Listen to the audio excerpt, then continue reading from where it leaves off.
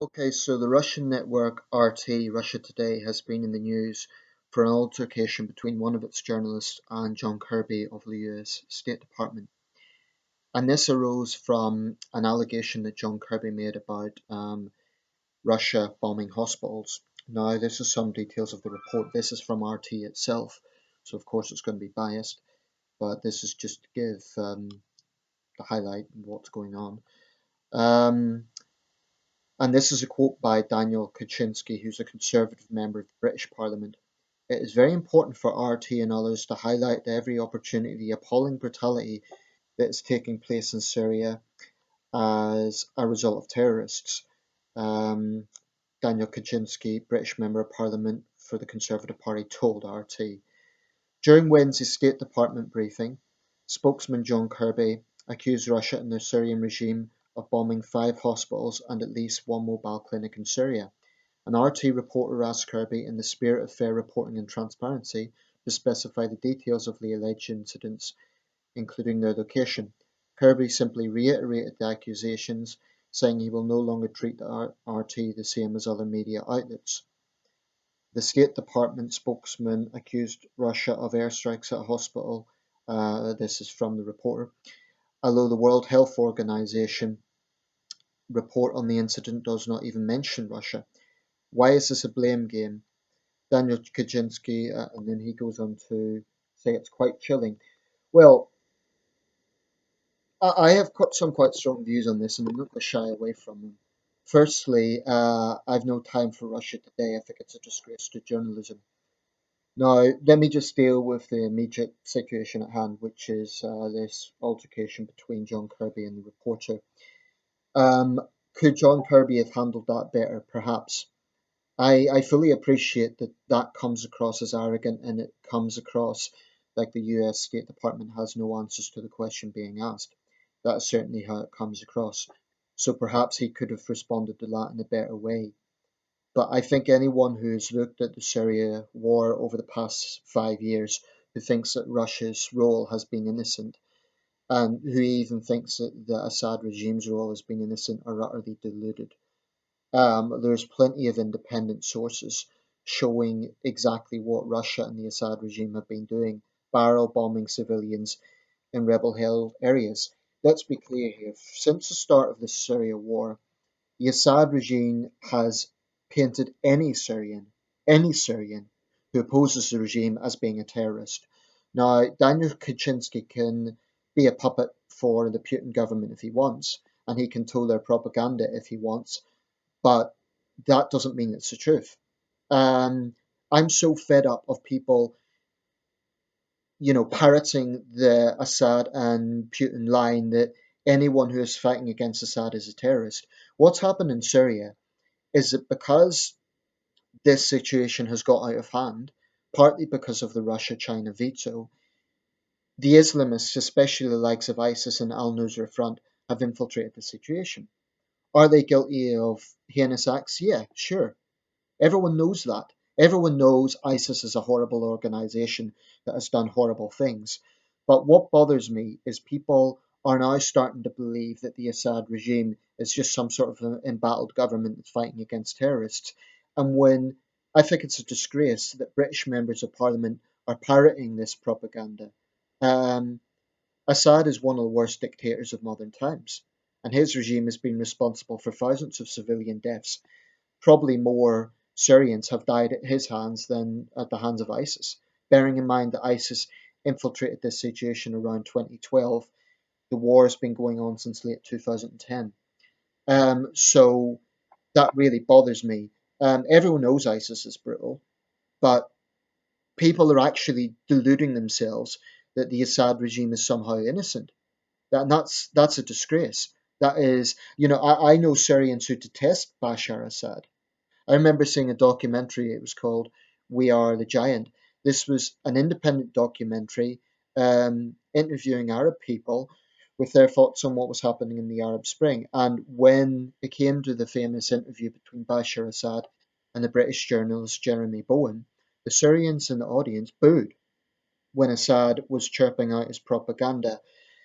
Um, Dictators lie. It's in their DNA, and The fact that, people will say, oh, look, the Syrians support Assad. But again, dictators have support. And it's a combination of getting support for fear and street thuggery, and getting support because there will be Syrians who see Assad as the lesser of two evils. So, for example, Christian Syrians say, okay, well, it's better to have a dictator protecting us than having these Islamist fanatics killing us. Um, but for people who happen to be in rebel held areas, it's a case of being in the wrong place at the wrong time. Their only crime is to be in the wrong place. They're not Islamists, they're not terrorists. And I think it's disgusting how the Assad regime, I mean, the Assad regime is a dictatorship, but what is appalling is that one of the world's most powerful figures, Vladimir Putin, has actively propagated this lie. And what really bothers me about the Syria question, the Syria situation, is there are people who want to blame the West for all of this. And I think that is one of the most perverse distortions of recent history because it just doesn't weigh up with the facts. People conveniently forget how this began when Assad brutally crushed protests. But to get back to Russia today, um, they're basically playing the victim here and saying, "Oh, look, the State Department's not treating us with journalistic merit." But the thing is, Russia today is not a normal network. I think that no network can claim innocence, so I've no interest in defending other networks. But RT does stand out in terms of just how nationalistic it is, in terms of just how biased it is. You will never, ever, ever see Russia today question Putin and the Russian government. And these people have some gall to play the victim. When you look at the track record of press freedom in Russia, when you look at the number of journalists who've gone missing or ended up in accidents or killed, and of course, Putin will condemn all those incidents and say it was a result of street crime and gangsters and so on.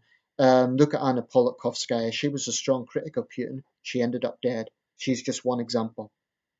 So before RT plays the victim and points fingers, they should look at press freedom in Russia. Their journalists don't die because they are puppets of the Russian government. I don't even consider them journalists. As far as I'm concerned, they're no better than FSB agents. And I take the view that British so called journalists who work for RT should be revoked of their British citizenship. As far as I'm concerned, they're working for a foreign hostile state. We are essentially in a second Cold War, and as far as I'm concerned, they're little better than double agents. They're like the Lord Haw Haws of today's era. And what bothers me about RT and people who slavishly support it is it attracts all sorts of support from people who hate the Western governments, they hate the British government, they hate the American government, they hate the French government. So they want to find some sort of vacuum to legitimize their own world outlook. So they find RT. Wonderful. They have this network that's basically telling them what they want to hear. Oh, all the world's problems are a fault of the wicked Americans, and Russia is the great savior saving Syria. Give me a break. Um, RT, to be fair, a lot of people know full well what it's all about. They know that it's a propaganda machine. But there is also a disturbing number of people who are so ignorant that they just believe everything that it comes out with. And these people think that they're independent thinkers. They think that they're being rebellious. And I saw one idiot had that anonymous symbol. Some anarchist he is supporting a tool of the Russian establishment. Um, you cannot call yourself a free thinker if you enthusiastically support what RT is doing. Um, this network has been exposed as being run by ultra nationalists who are not interested in the truth, or at least they're only interested in showing 50% of what is actually happening. It's a complete and utter disgrace to journalism. So, was John Kirby's response correct? Maybe he could have handled it in a different way. I don't think that was a great approach. He could have given some evidence for the allegations. But in terms of not treating it like a normal network, you know what? Why should they? Do you think that CNN and Fox and the BBC are going to be given fair treatment in Russia? I don't think so. In Putin's Russia, where there's very little press freedom, where journalists are routinely harassed, Give me a break. So these RT zealots can go fuck themselves as far as I'm concerned.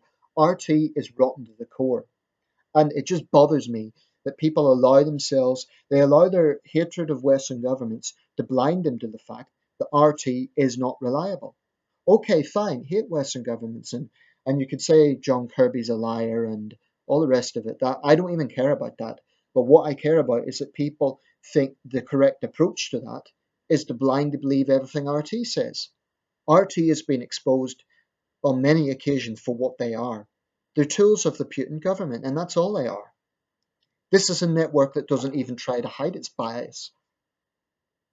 They actually have segments saying, "Oh, well, the Western media portray Russia as the bad guys," and they really are. They're childish. They behave like pantomime villains who sort of, well, they're just so childish in the way they go about things, so unprofessional. And as far as I'm concerned, any Western politician that wants to pander to them, they can if they want, but you're not going to get free debate on RT because they have a set agenda. They will only invite people on their show who they know are going to criticize their own governments. So they bring on fringe figures, conspiracy theorists, and people disgruntled because they've lost a job. They've had to resign or whatever. They bring them onto the show and then try to hold them up as some sort of representatives of the entire United States or the entire UK or France. And it's just a joke. So I detest RT, and I just I urge people. I'm not calling you to agree with what the State Department is saying. Of course they're going to be biased. Of course they're going to be towing propaganda as well. That's not my issue here. That's not my contention. My contention is that people think that RT is a source of truth, that it's not biased, that it's just journalists doing their job. Not at all. Look at the background of this network. Look at what their agenda is. Try and think independently. Russia today is rotten to the core. And as far as I'm concerned, if it was blocked from the UK, there was recently a debate about this, I wouldn't really care. Why should we allow a hostile foreign state to have their propaganda wing basically constantly demonizing this country? Because if you look at RT, they never have a single positive thing to say. Never. About Western countries. It's a disgrace to journalism, and I really feel sorry for people who. I can hear messages coming through now because I responded to their post, and a lot of people don't like what I have to say, and they're towing out the "oh yeah, CIA apologist," blah blah blah. This is the thing. Their thinking is so narrow that they think if you attack RT, you must be a blind supporter of the U.S. government. Not at all. All I'm saying is the world is not black and white, and RT is not a beacon of truth. It just isn't.